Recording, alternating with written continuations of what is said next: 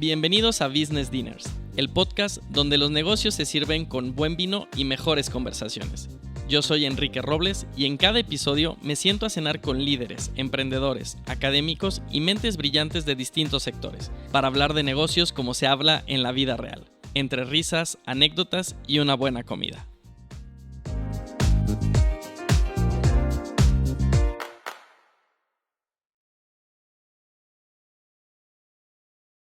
Hola, bienvenidos a Business Dinners, nuestro episodio número 4 con el doctor Alanis.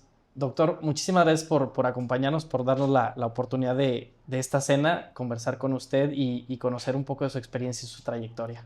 No, hombre, muchísimas gracias. Muy contento de estar contigo, muy contento de estar con tu auditorio y dispuestos a cenar rico, a platicar todo lo que se platica en una cena. Muchas gracias, doctor. Qué bueno. Y a ver, empezando, ahorita tuvimos un poco de plática fuera del aire. Platíqueme cómo empezó su vocación por la medicina, por ayudar. ¿Cómo fue este camino, esta trayectoria hasta lo que ha llegado a ser hoy en día? Híjole, la historia es larga. Voy a empezar primero desde el segundo de secundaria. Segundo de secundaria, yo iba un día a casa, yo no soy de aquí, soy de Saltillo, Coahuila, y le pido a mis papás permiso de ir a una tardeada. Yo estaba en un colegio La Salle, en Saltillo, y me dice mi papá, no puedes ir. Y entonces cuando le digo, no puedo ir a la tardeada, ¿por qué, papá? No tienes permiso. Me enojo mucho y le digo, papá, ¿ustedes son unos padres injustos o no saben lo que quieren? Y mi papá se molestó. Me dice, siéntate, tómate un café conmigo. Me dijo, ¿por qué me dijiste lo que me acabas de decir? Le digo, porque, a ver, papá, soy un chavo que me gano los mejores premios de calificaciones, soy obediente, hago mis quehaceres en casa, no había servicio doméstico en mi casa, no peleo con mis hermanos, obedezco, y el día que quiero ir a una tardeada no me dejan ir. Y me contesta mi papá, el problema no eres tú, Luis Antonio. El problema es que en esta casa no tenemos los 80 pesos que cuesta la entrada a la tardeada. Es un problema de la economía familiar, no eres tú. Entonces digo, híjole, papá, pues te pido una disculpa, pero a partir de este momento voy a buscar yo el medio para mantenerme yo solo. Y siempre te voy a respetar como padre, como madre. Me dice, ¿qué vas a hacer? Le dije, en la cena te digo. Estábamos cenando en la casa, cenábamos regularmente frijoles o huevito, eran nada más las únicas dos opciones. Y si eran de la olla con piquito de gallo, 2 veces por semana era lo normal. Y entonces regreso a casa y entonces le digo a mi papá en la tarde, ya sé, voy a dar clases de matemáticas, física y química a domicilio. Y preparé estas hojas a mano que voy a distribuir en el semáforo. Me dice, ¿y a quién? Pues a los niños y a los chavos de colegios de mucho más dinero que el de nosotros. Porque el colegio de La Salle en Saltillo tiene un nivel socioeconómico medio bajo. Y entonces empecé a dar las hojitas y empecé a dar clases de matemáticas, física y química a domicilio. Si me preguntas ahorita cuál es el cuadrado de un binomio, te puedo decir que es el cuadrado del primer término, doble producto del primero por el segundo y cuadrado del segundo. Me encantan las matemáticas y la física, me encantan. Oye, empiezo a dar clases y empiezo a ganar dinero, y pues lo primero que hice fue pues, ir a una agencia de coches y tratar de comprar un coche, ¿no? Un Volkswagen, imagínate un bochito esos redondos, ¿no? 12,850 pesos costaba el coche. Total, llega y me dice la persona que va a recibir, me dice, oiga, ¿y cómo paga el coche, joven? Le digo, pues aquí yo se lo voy a pagar, y bajo mi backpack y empecé a poner montoncitos de monedas pegadas con esa cinta transparente que tenemos todos en casa, ¿no? Entonces se ríe y me dice, ¿y trae 12,850 pesos? Sí, señor. ¿Y su papá sabe que está comprando un coche? Le digo, no, pero me va a regalar los tapetes, ¿verdad? Luego, ¿no? Entonces me dice, sí, claro, pero yo te acompaño a tu casa porque ¿sabes manejar? Le digo, sí sé manejar, porque a veces manejaba la camioneta de mi abuelo. Fíjate, llegar a tu casa con un Volkswagen nuevo y que tu papá saliera, mi papá se rompió en lágrimas. Porque mi papá no tenía un coche nuevo siquiera. No un bocho, nada de coche nuevo, ¿no? Entonces, papá, te regalo el coche, yo me quedo con el coche viejito que tú tienes. Entonces, aprendí el valor del trabajo, desde segundo de secundaria. Entonces, de ahí yo juntaba dinero y si había juegos lasallistas y había que comprar el pants que iban a llevar todos, pues yo se los pagaba a mis hermanos y les pagaba el viaje y una cosa y la otra. Yo soy el menor de 3 hermanos. Total, se me ocurre, y a mí siempre me había gustado la medicina, que fue la pregunta que me hiciste. De chiquillo yo traía un botiquín y yo era el que vendaba al que se resbalaba en el juego de básquetbol y el que corría y le lavaba la herida. Yo era el típico que andaba metido en todo, ¿no? Entonces le digo, oye, papá, voy a entrar a medicina. Muy bien, hijito, pues si quieres entrar a medicina, entra a medicina. Pero no tengo para que te vayas a la Universidad de La Salle, México, porque me había ganado una beca. Me dijo, te quedas aquí en Coahuila, en la Universidad Autónoma de Coahuila.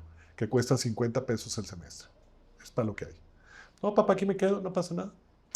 Entro a medicina y en los primeros días de medicina resulta que te empiezan a enseñar cómo lavarte para cirugía y cosas de esas. Y de repente estamos rezando, porque somos una familia católica.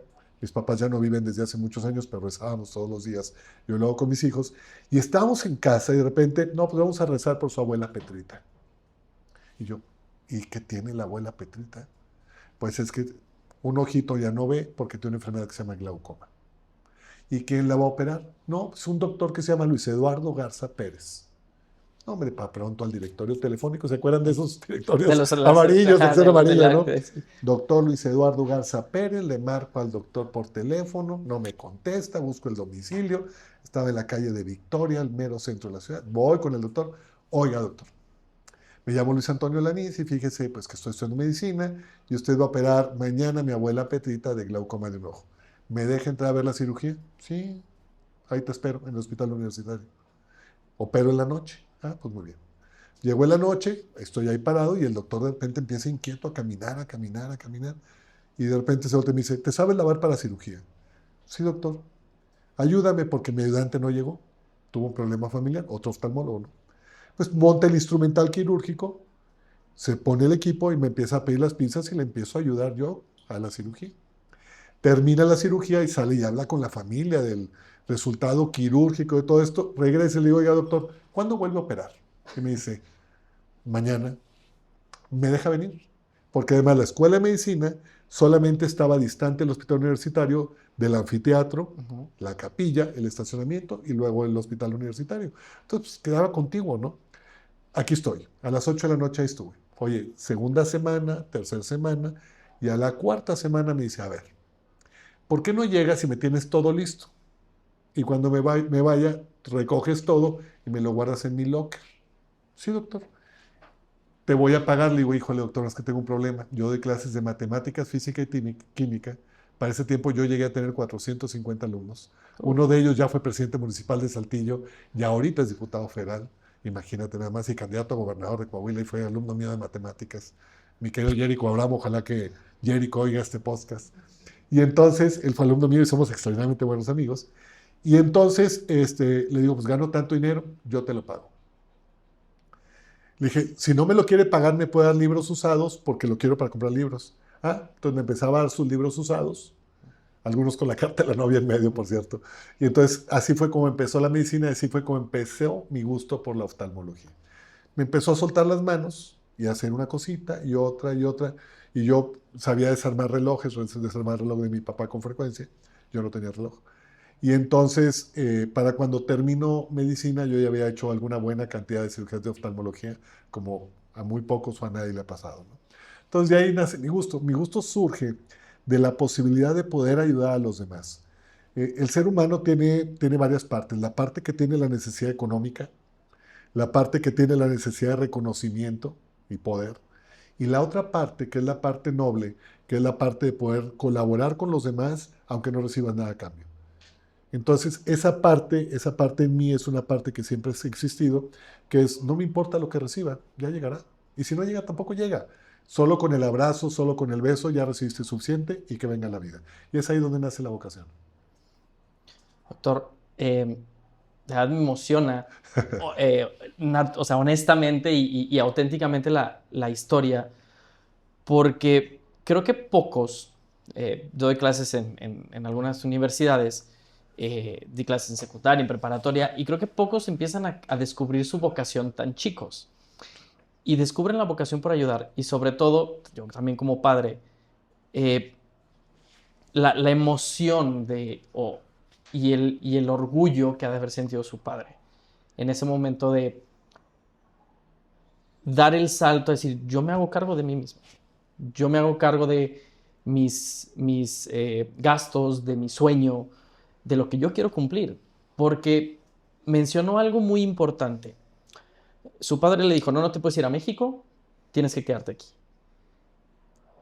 Muchas veces los jóvenes dicen, no, pues es que es la universidad que yo quiero y o sea, es más la universidad, la amistad, el estatus que realmente la vocación. Y usted dijo, no, es aquí, está bien, es medicina lo que yo quiero hacer. Y es algo que ha construido por muchísimos años. ¿En qué momento? Porque bueno, sé que tiene la Fundación Veo, la Fundación Veamos México, por ahí platicamos de otras, de varias clínicas que está por abrir. ¿En qué momento esta vocación lo llevó a decir, necesitamos hacer algo por aquellos que no tienen la posibilidad de hacerlo? Por ahí platicamos una anécdota fuera del aire que me gustaría retomar, a lo mejor un poquito más adelante, pero ¿en qué momento el doctor Annalise dice, sí, logré mi sueño con esfuerzo, con dedicación, eh, pero hay personas que no tienen el alcance para pagar una operación? Y lo vemos mucho en este país, tristemente, ¿no? Eh, ¿En qué momento nace esta visión por impactar la vida de muchísimas personas de una manera como usted sabe hacerlo? Híjole, pues no sé si sepa hacerlo primero. Pero bueno, empieza a surgir porque ves la necesidad en el otro y la realidad es que tú no te puedes permitir el que si tú tienes un don o Dios te dio alguna capacidad, los que solo están escuchando el podcast no saben que me salió una lágrima, porque además soy súper sentimental. Y si en el podcast lloro es porque estás Aquí, tocando fibras sensibles. Pero la realidad es que cuando no tuviste todo de pequeño, cuando realmente la pasaste difícil, cuando realmente tu playera nueva era la que ya había pasado por tus dos hermanos mayores, cuando los tenis eran los que le sobraron a tu hermano porque le dejaron de quedar, rotos o no rotos. Cuando tu mamá te dice que no le gusta el huevo y te enteras después que no comía huevo porque no había huevo para todos, es cuando te das cuenta que tienes que darle a los demás. O sea, es el punto más importante. Tienes que compartir siempre. creo que pocas personas y está en un lugar seguro, doctor. Eh, También soy yo muy sentimental y, y, y a mí el tema de medicina es un tema que a lo mejor me impacta un poquito más. Mi papá murió de cáncer yo tenía 16 años. Mi abuelo primero, mi abuelo materno muere de melanoma, que se hizo metástasis, eh, agosto del 2004. Y luego mi papá, cáncer en páncreas, febrero de 2005. O sea, en menos de 6 meses los dos, Híjole. ¿no? Eh, entonces, es este impacto de la medicina en la vida de las personas. Y a veces es difícil ver que personas que no tienen cómo pagar algo. Y es algo que a veces es difícil confesar o hablar de esto. Mi peor miedo siempre ha sido quedarme ciego. Ha sido mi peor miedo toda la vida. Este, eh, entonces, cuando ves en la medicina el impacto de una persona que ha logrado cambiar la vida de tantas personas, es admirable. Y precisamente porque a veces la medicina no es accesible para todos. Es muy complicada, es muchas veces cara, muchas veces inalcanzable, ¿no? Vemos noticias de, pues es que no, en cáncer, ¿no? No puede pagar un tratamiento porque pues, no tiene trabajo, porque cuestan cientos de miles radioterapia, quimios. Y dices, o sea, tener que darme por vencido por no tener la economía, híjole, es bien difícil y duro de aceptar, ¿no? La vulnerabilidad es todo un tema. Eh, el ser humano es vulnerable por naturaleza. Tenemos vulnerabilidad económica, tenemos vulnerabilidad social, gente que hemos aislado involuntariamente socialmente. Tenemos vulnerabilidad geográfica porque están demasiado lejos del servicio médico. Tenemos vulnerabilidad de género porque no respetamos a las demás personas, no lo sabemos respetar. Tenemos vulnerabilidad emocional tenemos vulnerabilidad por la salud. Cuando estamos en cualquier silla, tenemos que aprender que aunque no podamos satisfacer alguna de ellas, de las necesidades que tienen las demás personas, podemos satisfacer algunos otros temas vulnerables. Voy a dejar de ser oftalmólogo y yo me imagino como el oncólogo que está sentado enfrente de un paciente y no tengo la posibilidad o no tiene el paciente la posibilidad de pagar el tratamiento de ultratecnología que requiere.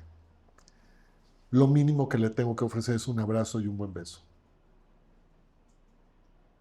No sé si eso esté documentado o no que va a quitar una célula cancerígena, pero lo que sí está documentado es que le voy a entregar mi corazón a su corazón y que va a estar mejor.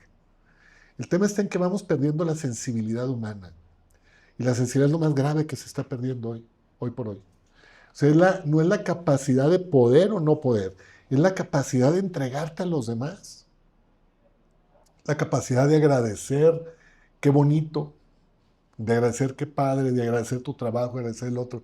Porque hemos estado pensando en nosotros mismos y hoy todavía con los dispositivos electrónicos estamos todavía más encerrados en nosotros mismos. Hoy las sustancias, los neurotransmisores que nos estimulan, se llaman likes en una pantalla de 4 pulgadas cuadradas. Y eso es lo que estimula al ser humano. Cuando hay muchas otras cosas que lo pueden ofrecer. Un abrazo, un beso. Doña Juanita, usted, su visión está muy mal. Pero ¿sabe qué? La quiero mucho. La voy a ver mañana otra vez sin que le cueste la consulta. Probablemente mañana le voy a ofrecer otro beso, solamente otro beso. Porque la medicina llegó a sus límites. Porque aunque tuviera todo el dinero del mundo, no le voy a poder ofrecer absolutamente más. Pero el tema está en que tenemos que estar cerca de las personas. Tener una fundación no es el hecho de dar, y ojalá algún día puedan conocer Fundación Veamos. Los equipos que hay en Fundación Veamos son mejores, o por lo menos de la mejor calidad que hay en el mundo. Si tú te atiendes en Fundación Veamos, te vamos a atender con equipos del nivel de Múnich, del nivel de Nueva York, de Tokio. Mejores que los que podemos encontrar en los hospitales 5 estrellas de esta misma ciudad en la que estamos. Porque la gente se merece lo mejor.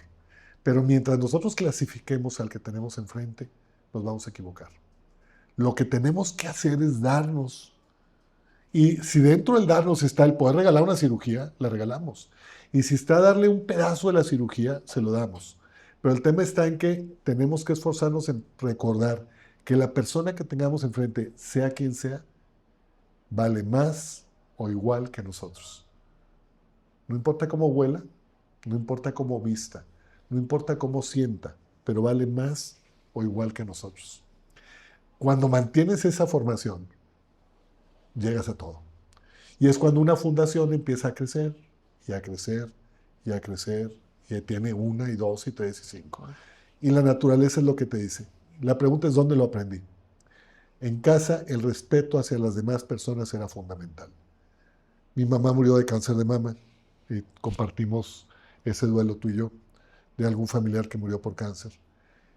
Y cuando fallece mi mamá, al día siguiente en el funeral, de repente había tanta gente que llegó la policía y etcétera, y se tuvo que hacer un dispositivo de tránsito porque se cerró el bulevar donde íbamos a hacer el tema funerario de mi mamá.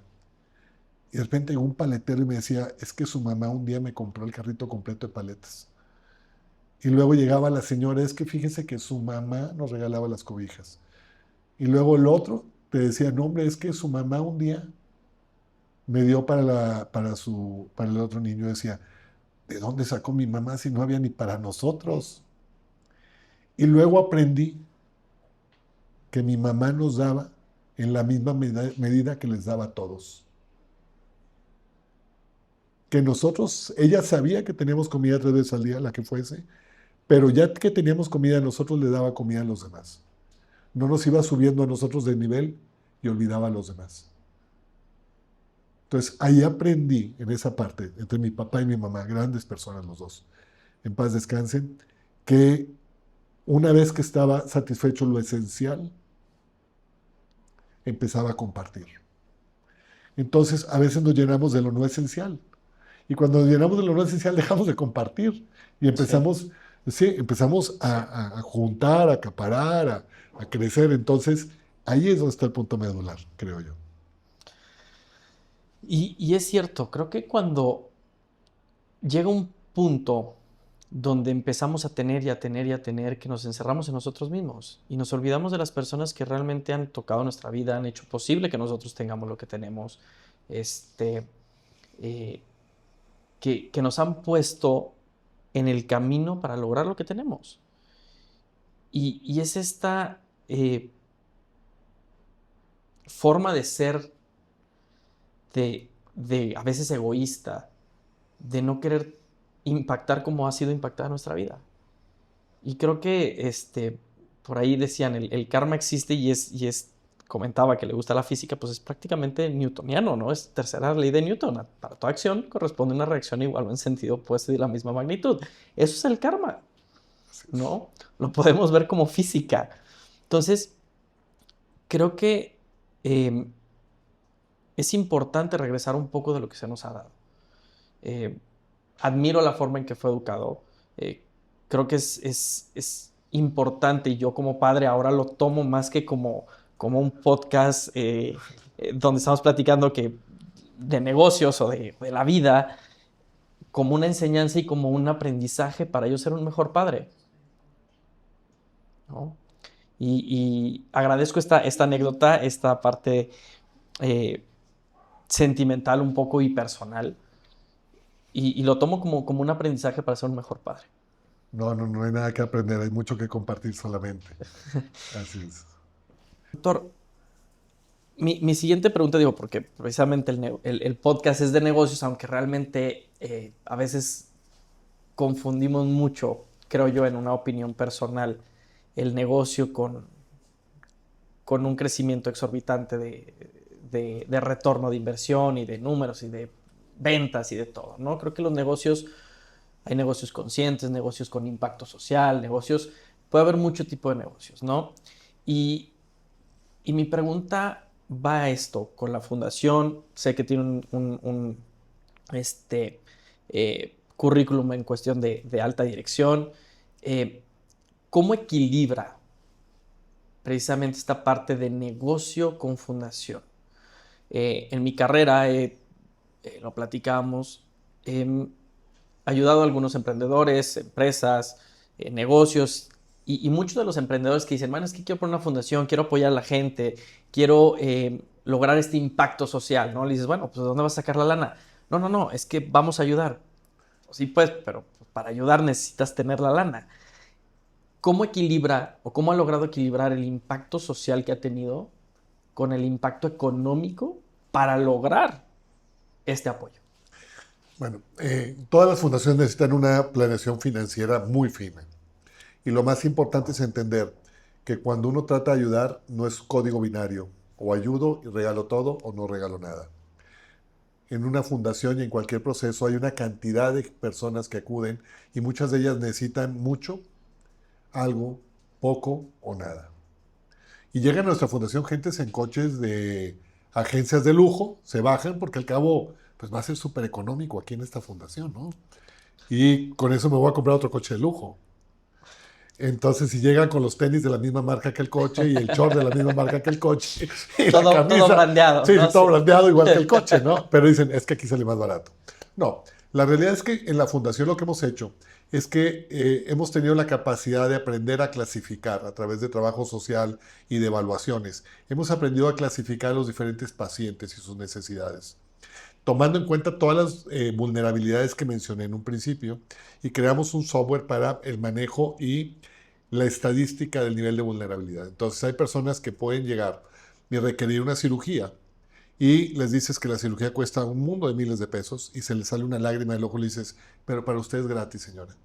Ya hay gente que le dices que vale un mundo de miles de pesos y dice, pero usted solo va a pagar el 50% o el 30% o el 20% o el 10%. Y todos aquellos que llegan a la fundación con ese espíritu de aprovechar los precios bajos de la fundación para seguirse comprando otro coche de lujo, acaban pagando por los que no tienen. Entonces empezamos a jugar con esta parte, ¿no? Esta parte yo quiero ahorrarme, por eso voy ahí. Pero ese superávit que genera este paciente ayuda a atender a otros pacientes que no tienen ese superávit financiero o que tienen un nivel de vulnerabilidad. Y es así como lo vamos equilibrando. Y luego además la fundación tiene la capacidad de tener un resultado financiero positivo mensual. ¿Y qué pasa con el resultado positivo mensual? Construimos una nueva clínica. Y luego otra vez resultado positivo mensual, la que sigue y la que sigue. Hoy la fundación tiene un crecimiento casi del 22% anual con respecto al año anterior. Y les puedo platicar que en 2 semanas abrimos en una ciudad aquí cercana, en San Miguel de Allende, pero ya tenemos la lista de las siguientes 7 ciudades en las que nos vamos a ir abriendo.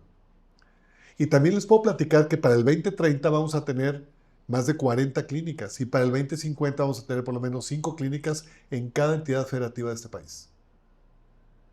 Nada nos va a detener, nada nos puede detener, porque adicionalmente la gente lo necesita y porque adicional a que la gente lo necesita, nosotros queremos atender a la gente que lo necesita. Entonces, tenemos bien claro hacia dónde vamos, pero para eso se necesita una visión de negocios. Podcasts como ese son valiosísimos porque te enseñan negocios, pero además te enseñan, y gracias por la invitación, a acomodar los negocios junto con la humanidad, junto con el ser humano, junto con el poder colaborar sin dejar la otra parte. Hoy todos los colaboradores de Fundación Veamos tienen ingresos económicos superiores a los que tiene un funcionario de una sucursal bancaria. Todos. Todos tienen seguro de gastos médicos mayores, todos tienen seguro de vida y son empleados de una fundación. Pero entonces ellos están cómodos, están tranquilos y como están llenos por dentro y están satisfechos con los que perciben, tienen muchísima más posibilidad de dar esto que se derrama, que es amor, que es cariño, que es comprensión y que es apoyo hacia los que más lo necesitan y que están en situación vulnerable. ¿Alguna historia que me pueda compartir? Porque precisamente digo, lo dijo mejor que lo hubiera dicho yo. Este podcast busca eso, ¿no? Tener un aprendizaje, dar recomendaciones, escuchar historias, anécdotas en una cena que impacten la vida de los emprendedores, empresarios, personas que nos puedan escuchar y ver sobre los negocios y sobre precisamente cómo combinar las áreas de cada uno de nuestros invitados con la parte de los negocios.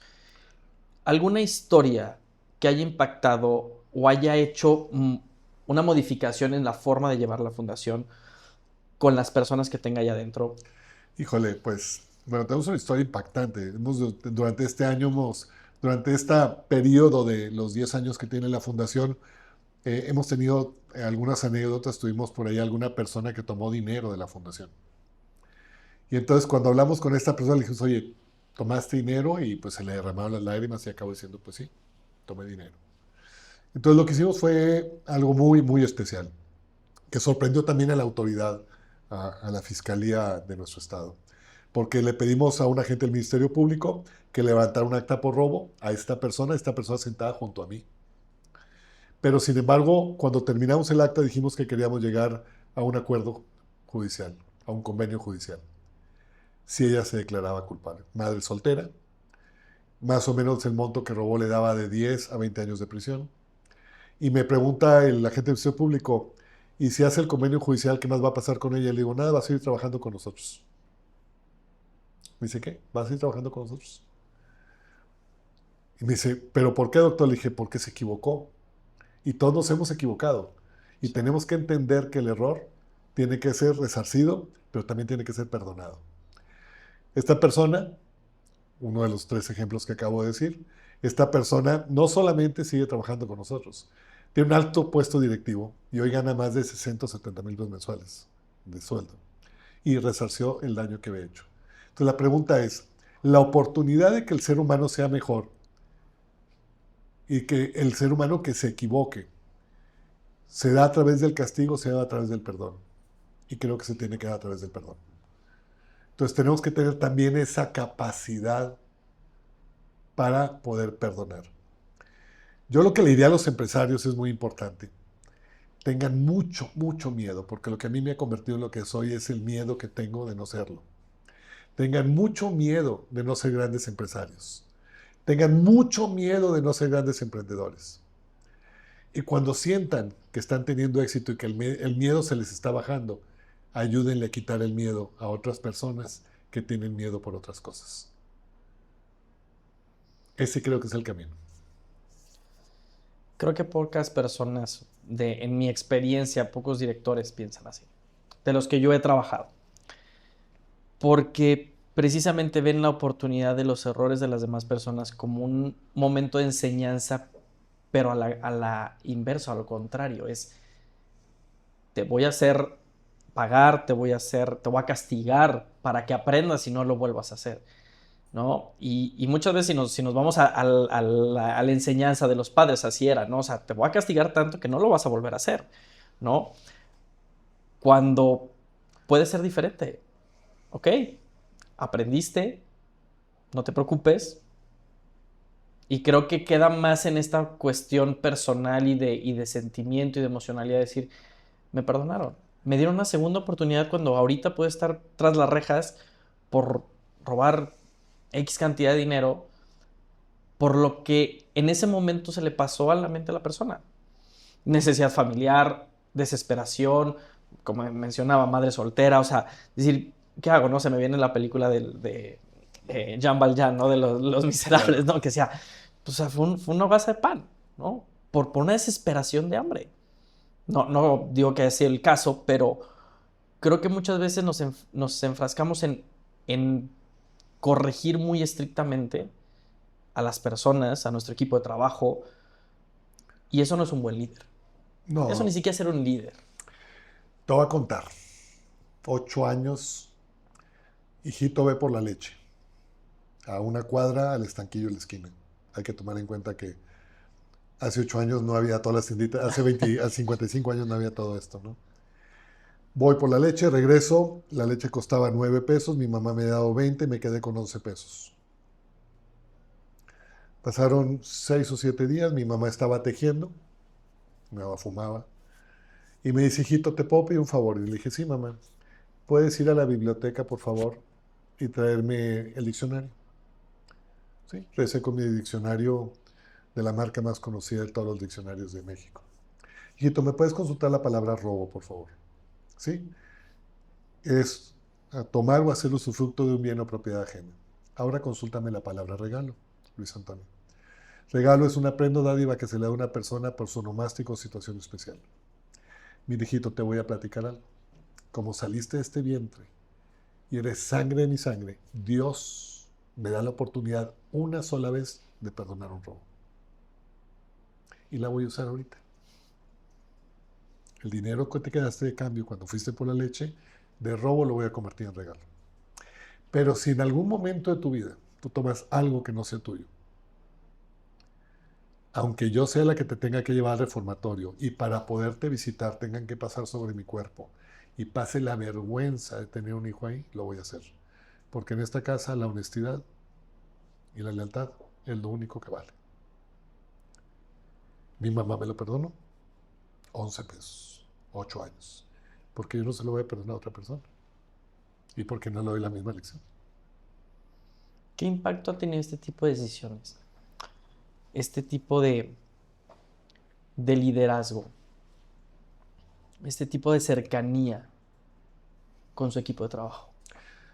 Híjole, pues yo mi equipo de trabajo te puedo decir que ayer terminaron de trabajar a la 1 de la mañana y yo les dije, ¿y por qué se quedaron tan tarde? Un equipo de trabajo que te dicen, oye doctor, pues vámonos al antro, ¿no? O hay carne asada en mi casa. Oiga doctor, déjenos invitarle la comida cuando vas a cenar. No doctor, usted no pague hoy.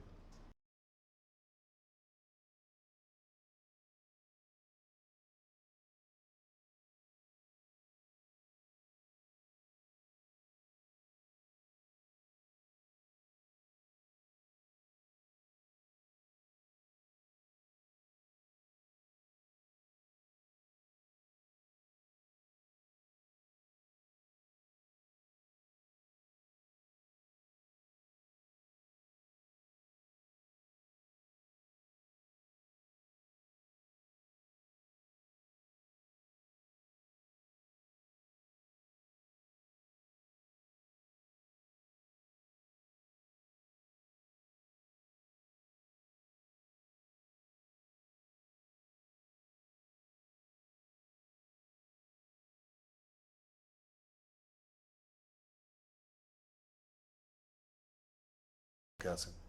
Entonces, ¿qué te crea? Te crea una tribu donde todos nos cuidamos, una tribu donde todos nos protegemos, una tribu donde se te acercan y te dicen, oiga, doctor, ¿puedo faltar mañana porque va a haber una reunión en mi casa y no quiero venir? Pues no vengas. ¿Cómo les voy a decir que tiene que ir a fuerza si hace 2 días se quedaron hasta las 12 de la noche, ¿no? Entonces, ese tipo de cosas son los que van fortaleciendo la organización. Somos una familia finalmente.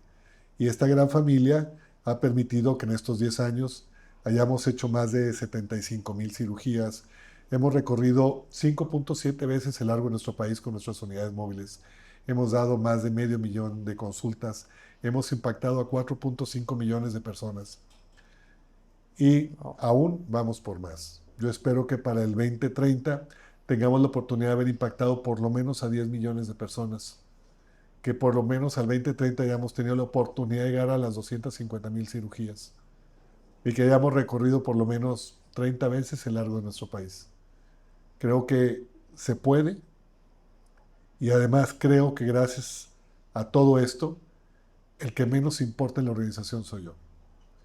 La organización es y será lo que es, lo que será y para lo que fue creada, con Luis Antonio Alanís Villarreal al frente o sin Luis Antonio Alanís Villarreal al frente. Es, es interesante ver cómo toda su experiencia, toda su educación, toda su historia ha impactado a lo que es hoy la fundación. Y, y es importante recalcar esto que acaba de decir. No importa si yo esté al frente o no, es el impacto que crea, ¿no? Y es nuevamente nos vamos a la historia de la universidad. O sea, no importa dónde sea, es lo que yo quiero hacer, es lo que yo quiero crear, es lo que yo quiero lograr. Y nuevamente, no muchos directores ven así. En cuanto a la cuestión de negocios, ¿cuál ha sido su mejor aprendizaje?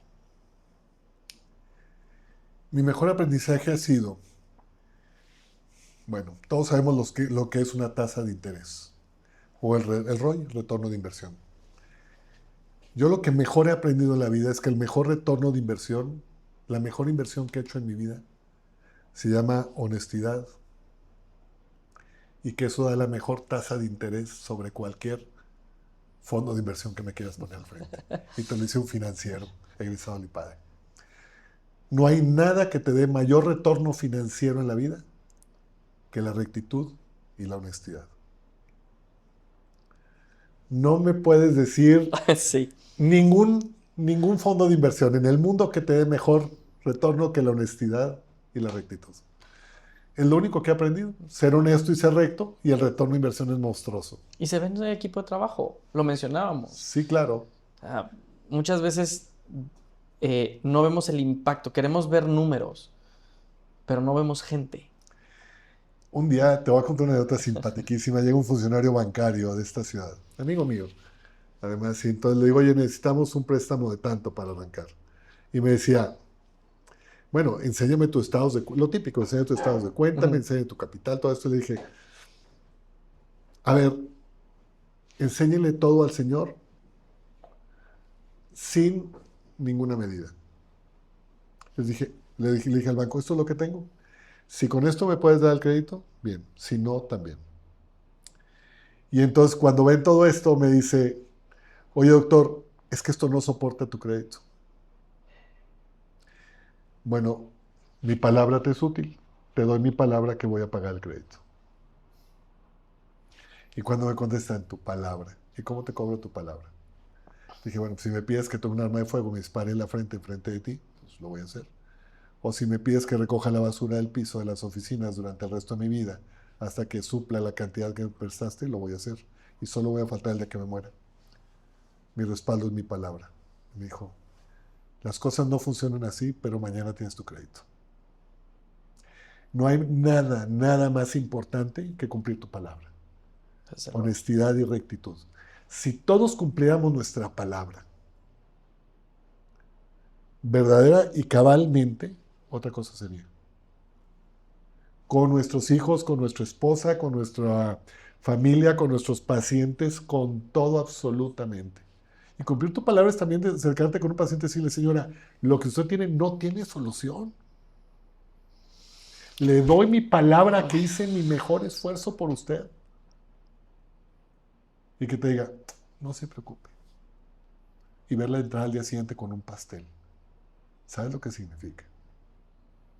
Es impactante. Entonces, la vida te va dejando un montón de cosas. Te va dejando un montón de cosas. Pero desde el punto de vista de finanzas, mi mejor aprendizaje financiero ha sido el ser totalmente recto. Totalmente recto. Alguna vez no pudimos pagar un equipo. Y hablé con el proveedor y le dije, no te puedo pagar el equipo. Porque el equipo además no salió tan bien. Pero sin embargo, las cosas no están como deben de ser. ¿Qué podemos hacer? Y me dijo, ¿me estás marcando para decirme que no me puedes pagar? Te estoy marcando para eso. ¿Qué No mucha necesitas? gente lo ¿Qué, hace. qué puedo hacer? Me dijo, nada. Págamelo cuando puedas.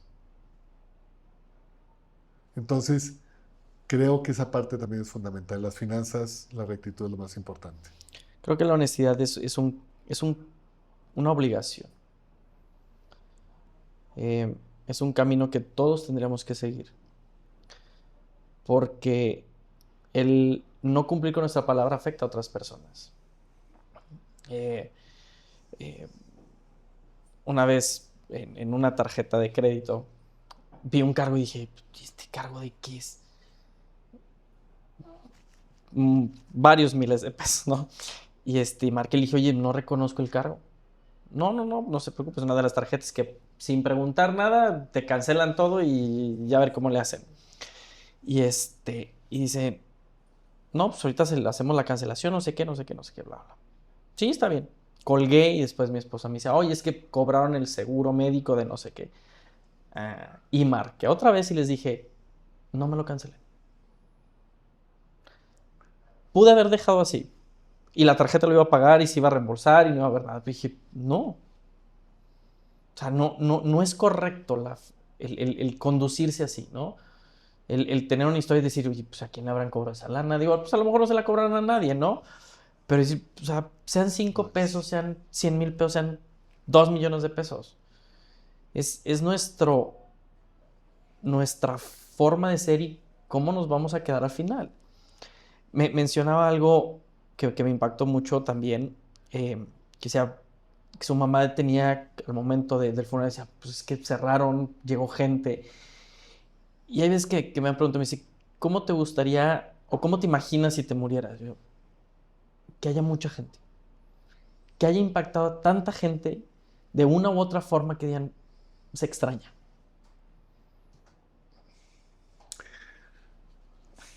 Venimos a este mundo a tres cosas, según Luis Alanís.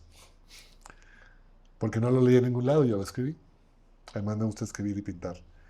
Venimos a entregar este mundo mejor que como lo recibimos. Tú tienes un hijo o una hija pequeña y la recibiste desnuda y hoy probablemente está vestido o vestida y va a aprender a hablar y va a aprender a comer. Entregar este mundo mejor que como lo recibimos. La segunda es trascender, que cuando no estemos la gente se recuerde positivamente de nosotros. Y espero que este podcast ayude a que cuando alguien lo termine, yo pueda y tú puedas y nosotros podamos trascender en esa persona a través de este podcast. Y la tercera es nada ni nadie es lo suficientemente importante como para robarnos la felicidad. Porque la felicidad siempre es propiedad nuestra, de nadie más. Y es irrebatable. Entonces, entregar al mundo mejor que como recibimos, trascender y nada ni nadie es más importante. Nada ni nadie es más importante como para robarnos la felicidad. Entonces, definitivamente venimos a eso, a que el día que no estemos alguien se acuerde, o que mañana alguien diga, qué padre el podcast que escuchamos hoy, que gracias por la invitación, porque nos estás permitiendo entrar a muchos oídos y a muchas personas de una manera maravillosa y espectacular.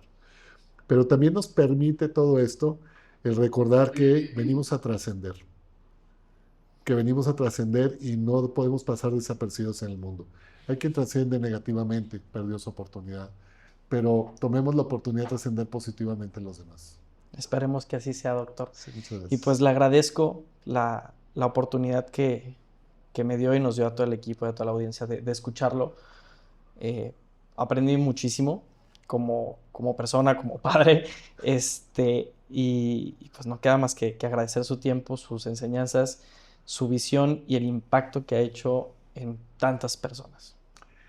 México necesita personas como tú, que busquen lo bueno, lo mejor y lo posible y lo hagan llegar a muchísimos más. Yo estoy agradecido por la invitación contigo, porque México necesita gente como tú que esté interesado y que tenga esta motivación de llevar lo bueno a muchos más a través de la tecnología y de los medios. Muchísimas gracias. Muchas gracias, doctor. Significa mucho para mí, de verdad, y le deseo todo lo mejor del mundo. Muchas gracias. A usted y a su equipo, muchísimas gracias. Y pues muchísimas gracias a todos que estuvieron aquí escuchándonos. Agradezco al Rincón Gaucho, aquí en la ciudad de León, Guanajuato, por esta cena tan exquisita como siempre. Muchísimas gracias y los esperamos en el siguiente episodio de Business Dinners. Y ya saben que las mejores conversaciones se sirven en la mesa. Muchísimas gracias.